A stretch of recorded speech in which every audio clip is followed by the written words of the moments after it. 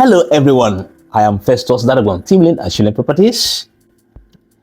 In the past 2 weeks, Nigeria has witnessed the collapse of 2 buildings, one in just Plateau State.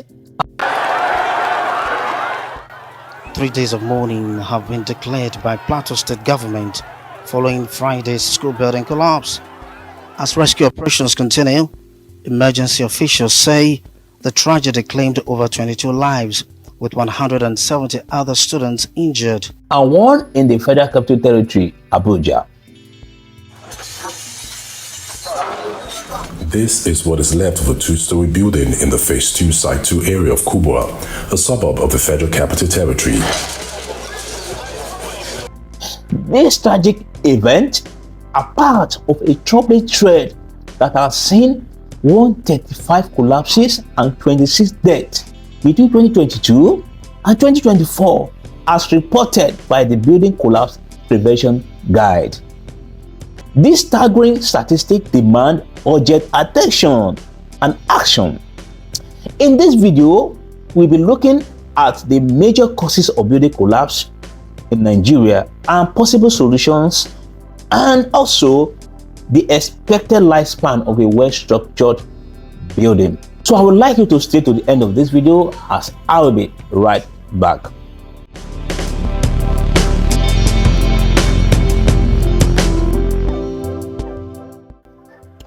Welcome back to my channel. So what are the possible causes of building collapse in Nigeria? This is what I'm going to be sharing now. Please listen attentively. Number 1 causes of building collapse in Nigeria is the use of substandard materials, low quality materials, inferior materials, fake materials. One of the major causes of building collapses in Nigeria is the use of substandard materials, fake materials, low quality materials, inferior materials. One of the most significant contributors to building collapse is the use of substandard materials, fake, inferior. Shockingly, some professionals and engineers compromise the integrity of construction by stealing building materials for resale. They steal it for resale. This unethical practice results in structures that are doomed to fail.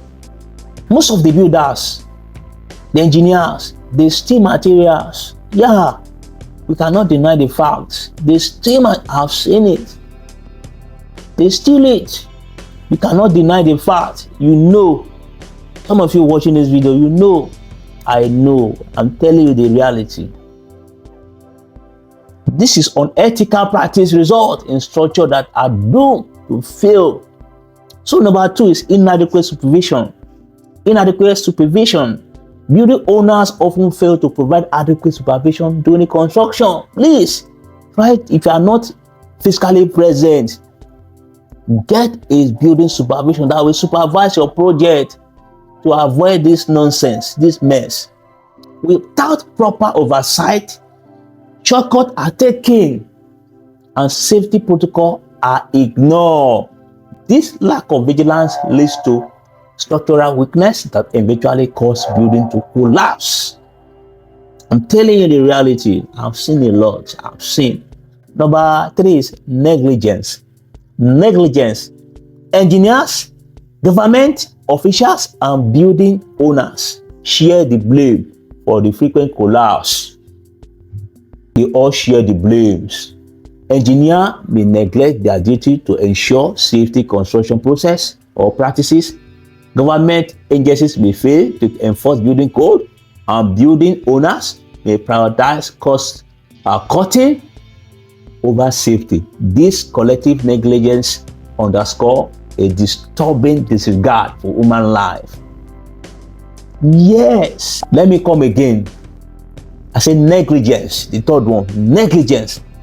Engineers, government officials, and building owners share the blame for frequent collapse building in Nigeria. We all share the blame. Engineers may neglect their duty to ensure safe construction practices. Government agencies they fail to enforce building code, and the builders, the owners, they prioritize cost cutting over safety. This collective negligence underscores a disturbing disregard for human life. We don't value human life in this country called Nigeria. We don't. And government, the engineers, the builders, these three people, nobody is exempted. None of these three categories people, none of these three categories of people are exempted. Yes, none. The engineer, the government, and the builders, none of them is exempted. No. So what are the possible solutions to this nonsense? What are the possible solutions? Number one is strict enforcement of building code. Strict. The government must enforce stringent building regulation and standards. Regular inspections and penalties for non-compliance can deter the use of substandard materials and practices. What are we talking about? Strict enforcement of building code. The government must enforce stringent building regulations and standards. Regular inspections and penalties for non-compliance can deter the use of substandard materials and practices. The next one is accountability for professionals. Engineers and construction professionals must be held accountable for their actions. Professionals, bodies should enforce ethical standards and penalize those who compromise on quality. They should be penalized. I think this nonsense will stop. Then the next one is owner education and involvement. Building owners needs to be educated about the importance of quality construction and proper supervision. This is what I'm doing on my own part. They should be encouraged to hire reputable professionals and remain actively involved in the construction process. Be involved. So the next one is public awareness campaign, like what I'm doing right now. Raising public awareness about the dangers of substandard construction and the importance of following building code.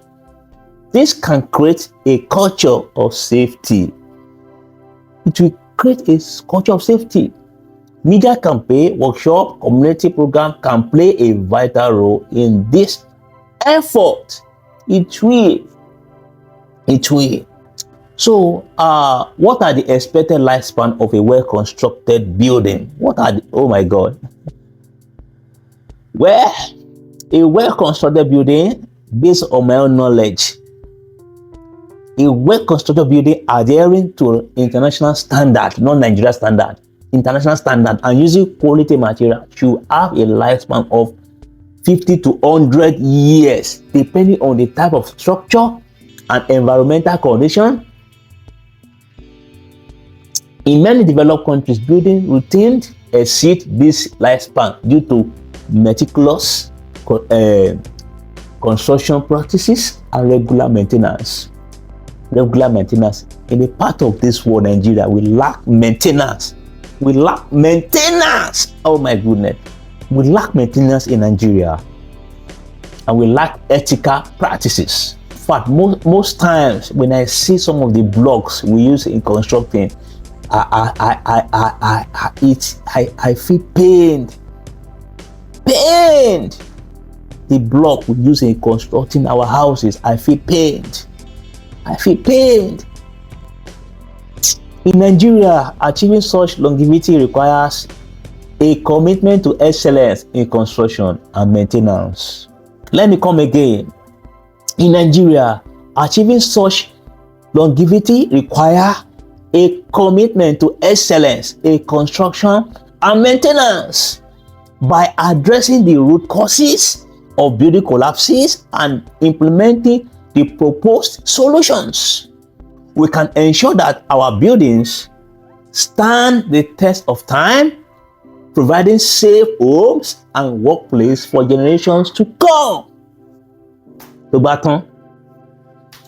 So, In conclusion, I don't have much to say. In conclusion, the frequent building collapses in Nigeria are a stark reminder of the urgent need for reform in the construction industry by enforcing strict building code, holding professionals accountable, educating building owners, and raising public awareness. We need it now than before. Public awareness. We can prevent future tragedies. Let us strive for a Nigeria where every building is a symbol of safety, quality, and respect for human life. Thanks for watching. If you found this video helpful, please like, share, and subscribe to stay informed on important issues like this. Thank you for watching. God bless you. Together, we can build a safer Nigeria. Together, you can build a safer Nigeria. Together, I can build a safer Nigeria. God bless you. Until I come your way next time, I remain my humble self, Festus Dadagon, team lead at Shule Properties. Bye for now.